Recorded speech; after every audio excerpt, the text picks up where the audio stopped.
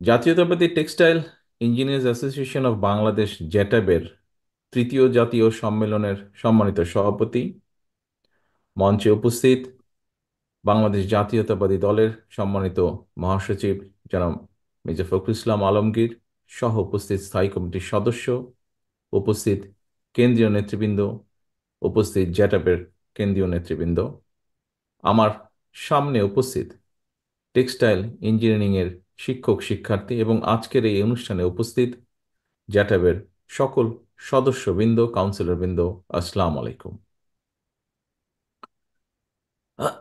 স্বাধীনতার 54 বছরে এসে দেশের অর্থনীতিতে এখনো কিন্তু সবচেয়ে বড় অর্জন বাংলাদেশের গার্মেন্ট শিল্প এবং জনশক্তি রফতানি।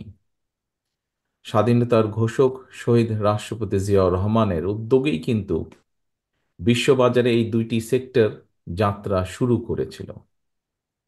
তারপর কিন্তু এতগুলো বছরে আরো কিছু পণ্য রফতানি হলেও এখনো কিন্তু দেখুন এই দুটি সেক্টরকে কিন্তু অন্য কোনো সেক্টর অতিক্রম করতে পারিনি। এখনো বাংলাদেশের অর্থনীতিতে এই দুটি সেক্টরের থেকে যে ইনকাম সেটি সামগ্রিকভাবে অর্থনীতিকে ডমিনেট করছে বা অর্থনীতিতে অবদান রাখছে।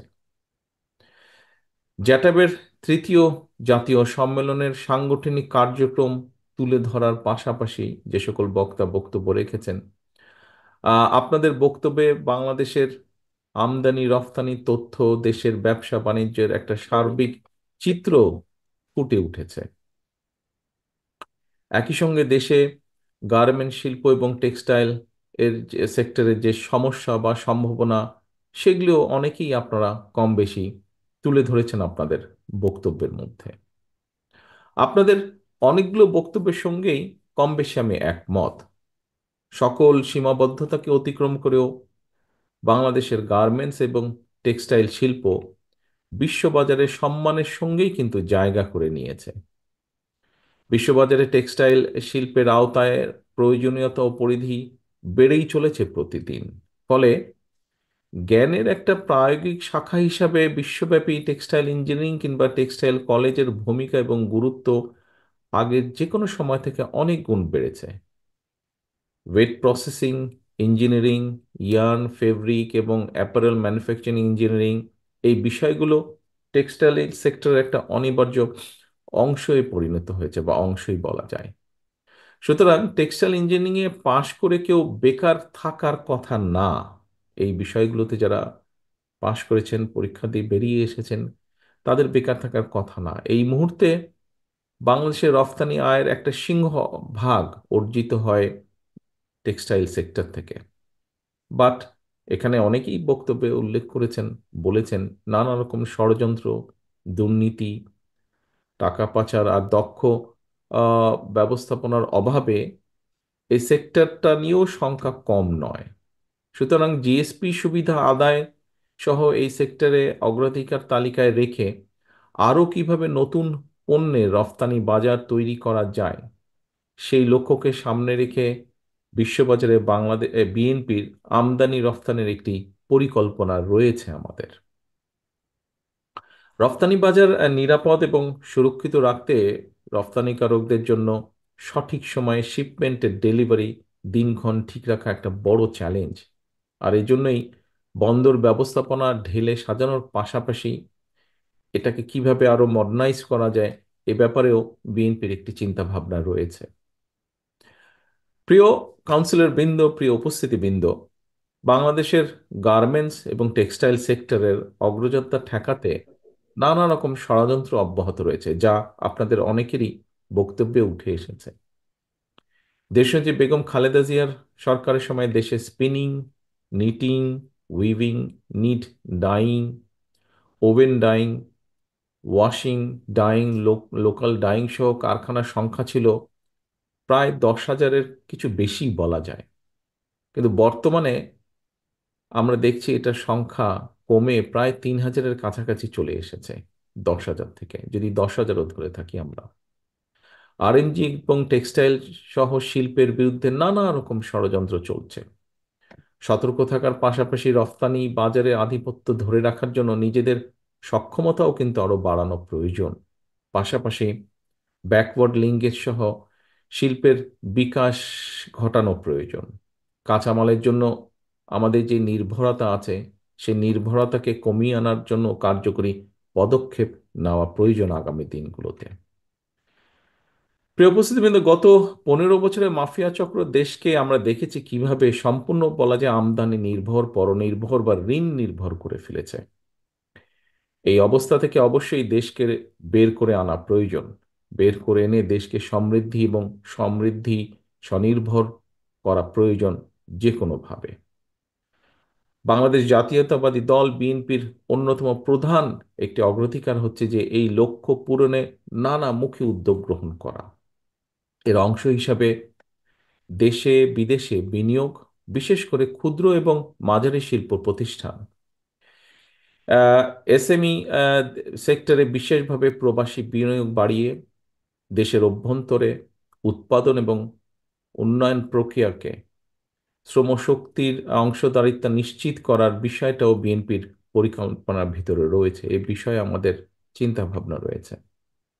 দেশে বিনিয়োগ বাড়াতে বিনিয়োগ প্রক্রিয়া কিভাবে আরো সহজ করা যায়, সাবলীল করা যায় এবং সাবলীল করা দরকারও। বিশেষ করে এসএমই খাতের বিনিয়োগ কিভাবে উৎপাদনে যে যাওয়ার পথে যে জটিলতা আছে, সেই জটিলতাকে কিভাবে আরো কমিয়ে আনা যায়, জটিলতা মুক্ত করা যায়, সেগুলোর ব্যাপারে উদ্যোগ গ্রহণ করা প্রয়োজন। কোনো একজন ব্যক্তি বাংলাদেশের ইনভেস্টমেন্ট ডেভেলপমেন্ট অথরিটি, বিডায়, খুব সময় বিডাই বোধহয় নাম, সংক্ষেপে বিডায় বিনিয়োগ হিসেবে নিবন্ধিত হওয়ার পরে আমরা দেখেছি যে বিনিয়োগকারীকে বিদ্যুৎ, পরিবেশ, ফায়ার সার্টিফিকেট সংগ্রহ সহ কমপক্ষে 12-13টা প্রক্রিয়া সম্পন্ন করতে হয়। এটা একটা, যে কোনো ইনভেস্টরের জন্য এটা একটা অনেক লম্বা একটা প্রসেস। সুতরাং কিভাবে এই প্রসেসটাকে কমিয়ে এনে ওয়ান স্টপ সার্ভিস সিস্টেম চালু করা যায়, টাইম লিমিটটা কমিয়ে এনে 4 থেকে 6 সপ্তাহ করা যায় কিনা, পুরো প্রক্রিয়াটা কিভাবে করা সম্ভব, যদি করা সম্ভব হয় সেটা আমরা চিন্তা ভাবনা রয়েছে, এবং করা সম্ভব হয় তাহলে আমরা মনে করি যে দেশে বা বিদেশে বিনিয়োগকারীরা আরো অনেক বেশি উৎসাহিত হবে। আহ প্রিয় ভাই বোনেরা, আহ, বিশ্বে বাংলাদেশের আরো নতুন পণ্যের বাজার সৃষ্টির জন্য প্রয়োজনীয় রাষ্ট্রীয় সহায়তা দেওয়া প্রয়োজন। আমরা আশ্বাস দিয়ে এতটুকু বলতে চাই এই মুহূর্তে যে জনগণের রায় বিএনপি যদি ইনশাল্লাহ রাষ্ট্র ক্ষমতার পরিচালনার সুযোগ পায়, বিদেশে বাংলাদেশের রফতানি পণ্যের বাজারের সম্প্রসারণের লক্ষ্যে গার্মেন্টস এবং টেক্সটাইল ছাড়াও যেগুলো শতভাগ রফতানিযোগ্য পণ্য, সেগুলোর উপরে আমাদের চিন্তা ভাবনা আছে ব্যাক টু ব্যাক এলসি সুযোগ কিভাবে দেওয়া যায়, সেই বিষয়টির একটি চিন্তা ভাবনা আমাদের আছে।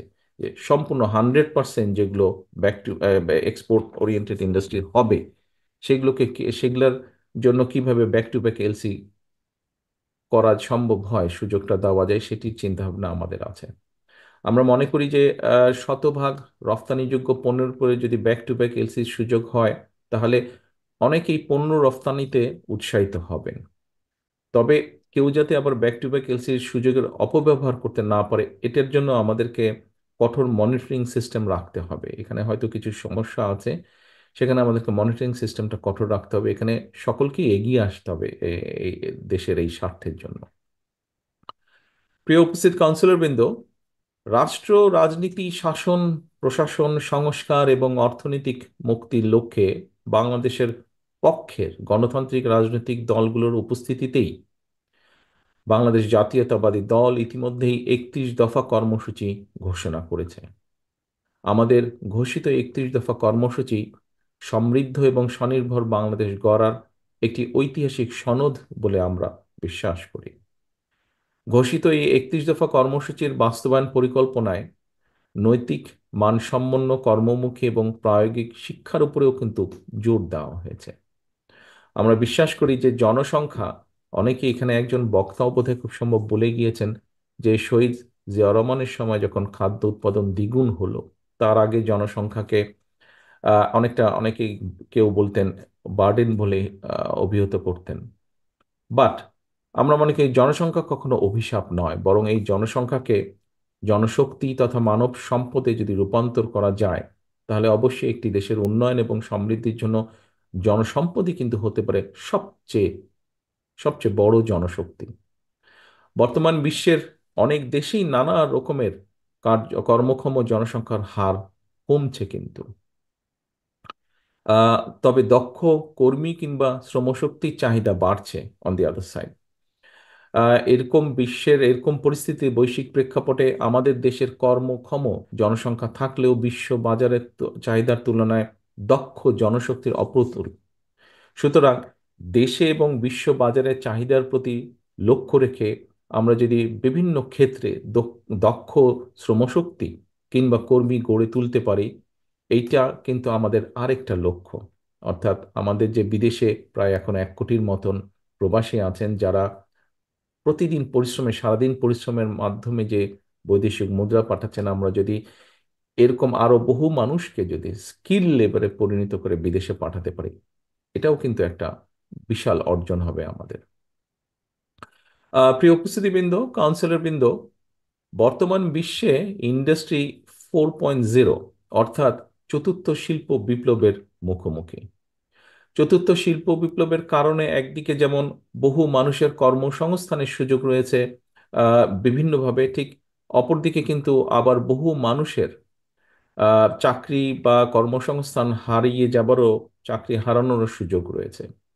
শ্রমবাজারের এই নতুন চ্যালেঞ্জ মোকাবেলায় নিজেদেরকে অবশ্যই দক্ষ এবং যোগ্য হিসেবে গড়ে তুলতে যদি আমরা সক্ষম হই, যে কথাটা মাত্র আপনাদের সামনে আমি তুলে ধরলাম, তাহলে কিন্তু এই প্রতিযোগিতামূলক বিশ্বে আমরা টিকে থাকতে পারবো। আদারওয়াইজ আমাদেরকে কিন্তু পিছিয়ে পড়তে হবে।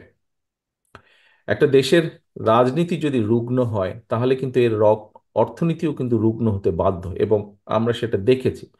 স্বৈরাচারী আমলে আমরা সেটা দেখেছি, কয়েকটি মেগা প্রজেক্ট দেখেছি আমরা কিভাবে উন্নয়নের মেগা প্রজেক্ট করেছে তারা, কিন্তু সেটি কিন্তু অ্যাকচুয়ালি উন্নয়নের চিত্র না। এখন ধীরে ধীরে আসল রূপটা বেরিয়ে আসছে, অর্থনীতিকে আরম্ভ করে সবকিছু, ইন্ডাস্ট্রি থেকে সবকিছু বেরিয়ে আসছে। অর্থাৎ বাংলাদেশই কিন্তু এর সবচেয়ে বড় প্রমাণ যে একটা দেশের রাজনীতি যদি রুগ্ন হয়, তাহলে এটার অর্থনীতিও কিভাবে রুগ্ন হয়ে যায়। আহ, প্রিয় উপস্থিতিবৃন্দ, প্রায় 30,000 মানুষকে নির্মমভাবে আহত করে, 2,000-এর মতন ছাত্র জনতাকে হত্যা করে এই যে পতিত স্বৈরাচার দেশ ছেড়ে পালানোর পরে সম্পূর্ণ বিধ্বস্ত একটি প্রশাসন রাষ্ট্র দায়িত্ব নিয়েছে এই অন্তর্বর্তী সরকার।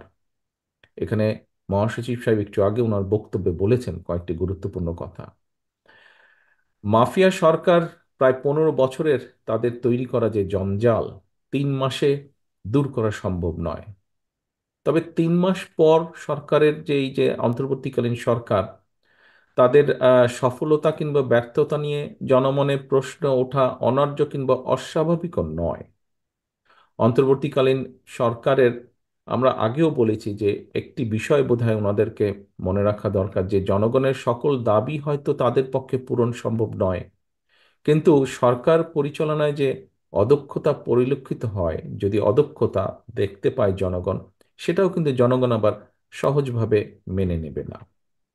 আমি এর আগেও বারবার বলেছি, অন্তর্বর্তীকালীন সরকারের প্রতি আহ্বান জানিয়ে বলেছিলাম যে রাষ্ট্র মেরামতের কর্মযজ্ঞ সম্পাদন করতে গিয়ে অগ্রাধিকারের সেটিং যদি ভুল হয়, অর্থাৎ কোনটা প্রায়োরিটি দিবেন ওনারা সেটা যদি ভুল হয়, তাহলে কিন্তু জনগণের কাছে সরকারের অদক্ষতা হিসাবেই কিন্তু এটি বিবেচিত হবে।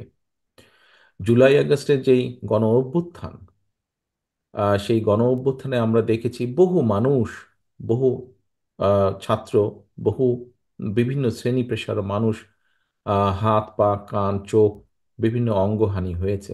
আহতরা সুচিকিৎসার দাবি নিয়ে দুদিন আগে আমরা দেখেছি যে যেভাবে হাসপাতাল থেকে রাজপথে বেরিয়ে এসেছে, এটা কিন্তু সমগ্র দেশের গণতন্ত্র প্রিয় মানুষের জন্য, যারা গণতন্ত্র ভালোবাসেন, মানবাধিকারকে সম্মান করেন, আমাদের বিবেকবান মানুষ যারা, প্রত্যেকটি সাধারণ মানুষের জন্য এটা একটা অত্যন্ত লজ্জাকর দৃশ্য। স্বাভাবিকভাবেই প্রশ্ন উঠতে পারে যে জুলাই আগস্টের ছাত্র জনতা যে বা জনগণের যে গণ অভ্যুত্থান, আহতদের চিকিৎসা নিরাপত্তা কেন অন্তর্বর্তীকালীন সরকারের অগ্রাধিকার লিস্টের নেই, বা থাকলেও কত নম্বরে ছিল। এরপরেও দেখেন আরেকটি বিষয়, যে বাজার সিন্ডিকেট ভেঙে নিত্য প্রয়োজনীয় জিনিসপত্র জনগণের ক্রয় ক্ষমতার মধ্যে আনার পদক্ষেপটি, যেই পদক্ষেপ, যেটা নিয়ে প্রতিটা মানুষ, সমাজের যে কোনো পর্যায়ে যে কোনো মানুষ, প্রত্যেকটি পরিবার আহ যেই কষ্টের ভিতর দিয়ে যাচ্ছে, যেই দুর্বিষহ অবস্থার মধ্যে দিয়ে যাচ্ছে, এই যে নিত্য প্রয়োজনীয় দ্রব্যের যে দাম, এটার যে উঠা নামা যেভাবে করছে, এই বিষয়টাও অন্তর্বর্তীকালীন সরকারের প্রায়োরিটি লিস্টের মধ্যে কত নম্বরে আছে। আমি সবসময় এর আগেও কয়েকবার বলেছি দৃষ্টি আকর্ষণের জন্য, যে অন্তর্বর্তীকালীন সরকারের সকল কাজ হয়তো সবার কাছে সাফল্য বলে বিবেচিত হবে না, কিন্তু অন্তর্বর্তীকালীন সরকারের ব্যর্থতা কিন্তু আমাদের সকলের ব্যর্থতা। গণতন্ত্রকে আমি স্বাধীনতা প্রিয় মানুষের ব্যর্থতা, এই সরকারকে ব্যর্থ করে দিতে যে স্বৈরাচার ছিল, পলাতক যে স্বৈরাচার, তার এবং তাদের দোসররা কিন্তু বসে নেই। সেটা দেশের ভেতরেই হোক বা দেশের বাইরেই হোক, প্রশাসনের ভিতরেই হোক বা বাইরে হোক, ওরা কিন্তু ওত পেতে আছে যে কিভাবে এই অন্তর্বর্তীকালীন সরকারকে ব্যর্থ করে দেওয়া যায়। এদেরকে যদি ব্যর্থ করে দেওয়া যায়, তাহলে গণতন্ত্রকে ব্যর্থ করে দেওয়া যাবে। বাংলাদেশের কোটি কোটি মানুষ যারা গণতন্ত্রকে ভালোবাসে, গণতন্ত্রকে প্র্যাকটিস করতে চায়, তাদেরকে ব্যর্থ করে দেওয়া যাবে। প্রিয় উপস্থিতিবৃন্দ, এইরকম একটা পরিস্থিতিতে অন্তর্বর্তীকালীন সরকারের কিছু কিছু সিদ্ধান্ত মনে হয় তারা জনগণের যে আকাঙ্ক্ষা, সেটার প্রতি ভ্রূক্ষেপ করতে বোধহয় চাইছে না। বরং তারা যেটা ভালো মনে করছে সেটাই তারা হয়তো চাপিয়ে দিতে চাইছে। অনেক অপ্রাপ্তি থাকার পরেও জনগণ কিন্তু এখনো এই সরকারের উপর আস্থা রাখতে চাইছে, তারা আস্থা হারাতে চাইছে না। আহ, তবে একটা প্রশ্ন হচ্ছে, সরকার কি ঔদ জনগণের আস্থা রাখতে চায়? কারণ জনগণের সঙ্গে সরকারের আস্থার সম্পর্ক নিবিড় থাকলে ষড়যন্ত্রকারীরা কিন্তু তাদের ষড়যন্ত্রের ডালপালা বিস্তারের সুযোগ পাবে না। এই অন্তর্বর্তীকালীন সরকারের সাথে যদি জনগণ যা চাইছে, মিনিমাম যে জিনিসগুলো চাইছে, তারা যদি সেগুলোকে অ্যাড্রেস করার জন্য সচেষ্ট থাকে, তাহলে ষড়যন্ত্রকারীরা সুযোগটা পাবে না। একটা কথা প্রায় আমি বলেছি, যে জনগণের রাজনৈতিক এবং অর্থনৈতিক ক্ষমতা নিশ্চিত করা যদি না যায়, রাজনৈতিক এবং অর্থনৈতিক এই দুটো ক্ষমতায়ন যদি জনগণের এই দুটো ক্ষমতায়ন যদি নিশ্চিত করা না যায়, তাহলে গণতন্ত্র, উন্নয়ন কিংবা সংস্কার আমরা যত যাই বলছি না কেন, কোনোটাই কিন্তু টেকসই হবে না। একজন নাগরিকের রাজনৈতিক ক্ষমতার প্রধান হাতিয়ার হচ্ছে কিন্তু ভোট প্রয়োগের অধিকার। ভোট প্রয়োগের অধিকার। আজকে আপনারাও এখানে কিন্তু ভোটই প্রয়োগ করেছেন। আমরা একটু আগে, আমি বক্তব্য দেবার আগে, আমরা নতুন সভাপতি এবং সেক্রেটারিকে দেখেছি যারা দায়িত্বপ্রাপ্ত হলেন আগামী দিন জেটাপকে পরিচালনার জন্য। আপনাদের ভোটের মাধ্যমেই হয়েছে, কিন্তু 3,000 মানুষের ভোটের মাধ্যমে হয়েছে। ঠিক একইভাবে জনগণের ভোট প্রয়োগের অধিকার, রাজনৈতিক ক্ষমতায়ন যেটার প্রধান হাতিয়ার হচ্ছে কিন্তু ভোট প্রয়োগের অধিকার। জনগণ ভোট প্রয়োগের যে অধিকার প্রয়োগ করার সুযোগ যদি না পায় জনগণ, রাষ্ট্রের সঙ্গে কিন্তু নাগরিকদের যে একটা সম্পর্ক, অংশীদারিত্ব, সেই সম্পর্কটা কিন্তু সৃষ্টি হয় না। আমরা দেখেছি ইতিমধ্যেই অন্তর্বর্তীকালীন সরকার নির্বাচন কমিশনকে পুনর্গঠনের উদ্যোগ নিয়েছে। আহ, জনগণ আশা করছে যে ইনশাল্লাহ জনগণ একটা নিরপেক্ষ, স্বচ্ছ পরিবেশে নির্ভয় জনগণ ভোট দিতে সক্ষম হবে। জনগণ নির্বাচিত করার সুযোগ পাবে তাদের প্রতিনিধিদেরকে। বিশ্বাসযোগ্য এবং সুনির্দিষ্ট আস্থা পেলে অন্তর্বর্তীকালীন সরকারের সঙ্গে জনগণের আস্থার বন্ধন আরো দৃঢ় হবে বলে আমি বিশ্বাস করি। অর্থাৎ জনগণ যখন বুঝবে যে হ্যাঁ, সত্যিকারভাবে তাদের ভোটের অধিকার প্রতিষ্ঠার জন্য এই অন্তর্বর্তীকালীন সরকার কাজ করছে, স্বাভাবিকভাবেই তাদের সাথে জনগণের সম্পর্কটা দৃঢ় হবে। প্রিয় উপস্থিতিবৃন্দ, আজকে আর কথা বাড়াবো না। আপনারা সকাল থেকে এখানে উপস্থিত আছেন প্রত্যেকে। প্রথম পর্ব আপনাদের শেষ হয়েছে, পরবর্তী পর্ব চলছে এখন। পরবর্তী পর্বের আমি শেষ বক্তা। সংক্ষেপে আমি আমার কিছু বক্তব্য তুলে ধরেছি। দলের মহাসচিব সাহেব এখানে উপস্থিত আছেন, উনি ওনার অবস্থান থেকে ওনার বক্তব্য তুলে ধরেছেন। আরো প্রত্যেক মঞ্চে উপস্থিত স্থায়ী কমিটির সদস্য সহ অন্য নেতৃবৃন্দ তুলে ধরেছেন। আমরা প্রত্যেকেই, আমাদের লক্ষ্য বা উদ্দেশ্য হচ্ছে দেশকে সামনে এগিয়ে নিয়ে যাওয়া, জনগণের যে জীবন যাত্রা একটু বেটার করা, একটু বেটার করা, শিক্ষার্থীদের শিক্ষার ব্যবস্থা বেটার করা, যারা বেকার তাদের যে কোনো ধরনের কর্মসংস্থানের সুযোগ করা, মানুষের চিকিৎসার ব্যবস্থা একটু বেটার করা, নিরাপত্তা একটু বেটার করা। আমরা বিভিন্ন জন বিভিন্ন বক্তব্য বলেছি, বাট আমাদের লক্ষ্য এবং উদ্দেশ্য একটাই। এখানে অনেক বক্তা অনেকগুলো কথা বলেছেন, তাদের কতগুলো কথা থেকে বেরিয়ে এসে অতীতে বিএনপি যখনই সুযোগ পেয়েছে জনগণের সমর্থন নিয়ে দেশ পরিচালনা, বিএনপি প্রতিবার চেষ্টা করেছে যতটুকু সম্ভব এই কাজগুলো করার জন্য, মানুষের জন্য, দেশের জন্য, সমাজের কম বেশি প্রতিটা শ্রেণীর মানুষের জন্য। আপনারা আজকে যেই সেক্টরগুলোতে কাজ করছেন, আমরা একভাবে মানে এক বাক্যে যদি বলি টেক্সটাইল সেক্টরে, টেক্সটাইলের বিভিন্ন ক্যাটাগরিজ আছে। এই সেক্টরের সামগ্রিকভাবে যদি আমরা দেখি, এই সেক্টরের উন্নয়নের জন্য অধিকাংশ কাজ বিএনপি সরকারই করেছে। সেটি হয় শহীদ জিয়ার সরকার, তা না হলে দেশনেত্রী খালেদা জিয়ার সরকার। কাজেই তারা দেশের উন্নয়নের জন্য, দেশের মানুষের জন্য যে কাজ করেছেন, ভবিষ্যতে ইনশাল্লাহ বিএনপি সরকার গঠন করলে ভালো সবগুলো কাজের কন্টিনিউশন আমরা রাখবো ইনশাল্লাহ। আমি পরিশেষে জেটাবের এই জাতীয় সম্মেলনের, যে আজকে যে সম্মেলন হয়েছে, সম্মেলনে যারা দায়িত্বপ্রাপ্ত হয়েছেন তাদের সাফল্য কামনা করছি এবং একই সাথে তাদেরকে শুভেচ্ছা জানাচ্ছি যারা আজকে দায়িত্বপ্রাপ্ত হয়েছেন। দেশের অর্থনৈতিক উন্নয়নে আপনাদের এখানে উপস্থিত প্রতিটা মানুষ যারা জেটাবের সদস্য, আপনাদের ভূমিকা থাকবে দেশের উন্নয়নে। দেশ এবং জনগণের জন্য সমৃদ্ধি এবং সাফল্য বয়ে আনুক, আপনারা সকলে বয়ে আনতে আপনারা অবদান রাখুন, এই প্রত্যাশা রেখে আবারও আপনাদের সকলকে ধন্যবাদ জানিয়ে যেটা বেশ সাফল্য কামনা করে আমার বক্তব্য শেষ করছি। আল্লাহ হাফেজ। বাংলাদেশ জিন্দাবাদ। বাংলাদেশ জাতীয়তাবাদী দল জিন্দাবাদ।